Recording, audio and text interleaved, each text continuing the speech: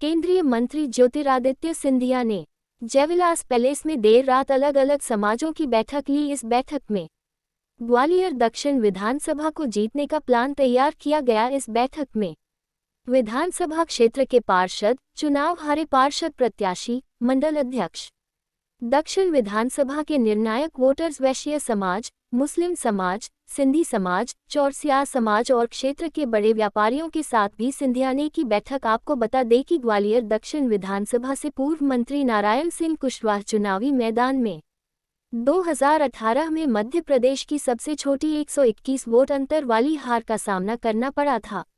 बैठक लेने पर केंद्रीय मंत्री ज्योतिरादित्य सिंधिया ने कहा कि मेरी यह सदैव सोच है, इस चुनाव को एक जन अभियान बनाना है।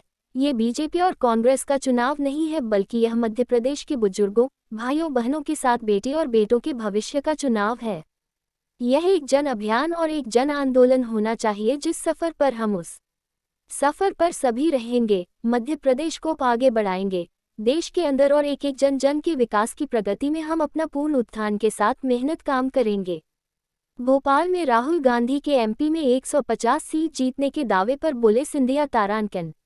राहुल गांधी ही नहीं, हर व्यक्ति का अपना हक है, अपनी सोच, अपनी विचारधारा है।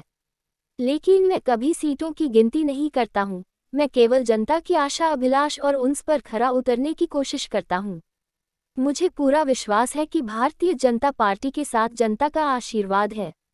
मैं कोई भी नंबर नहीं देता हूं, क्योंकि मैं ज्योतिष नहीं हूं। मैं केवल यही कहूंगा कि पूर्ण बहुमत के साथ भाजपा सरकार बनेगी। कमलनाथ द्वारा एमपी को बीमारों और कुपोषित राज्य बताने पर बोले सिंधिया तारांकन। सबको मालूम है कि कांग्रेस ने 55 साल में मध्य प्रदेश का क्या हाल किया और 18 महीने की सरकार में वापस बेहाली, भ्रष्टाचार और वादा खिलाफी की तरफ प्रदेश को लेकर गए। मेरी सदैव ये सोच है कि एक जन अभियान बनाने का है हमको इस चुनाव।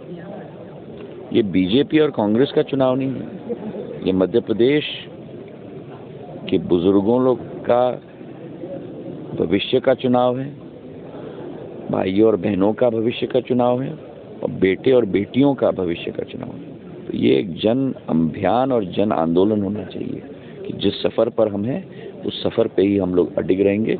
मध्य प्रदेश को हम आगे बढ़ाएंगे देश के अंदर, और एक एक जन जन की विकास और प्रगति में हम अपना पूर्ण उत्थान के साथ, पूरी मेहनत के साथ काम करेंगे। देखिए, दीपावली का अवसर है और दीपावली के अवसर पर चूँकि महाराष्ट्र का ग्वालियर की जनता से सीधा लगाव है, व्यापारी वर्ग से लगाव है, विभिन्न समाजों से लगाव है, तो इस अवसर पर निश्चित रूप से सभी लोग दीपावली की शुभकामनाएं भी देने आए हैं और महाराज निश्चित रूप से जब चुनावी का समर है तो चर्चा भी कर रहे हैं और अपनी बात को कह रहे हैं। किस तरह के अलग अलग समाज के लोग यहाँ पर मौजूद हैं? सभी तरह के सभी समाज हैं, वैश्य समाज है, ब्राह्मण समाज है, सिंधी समाज है, चौरसिया समाज है और जैन समाज है।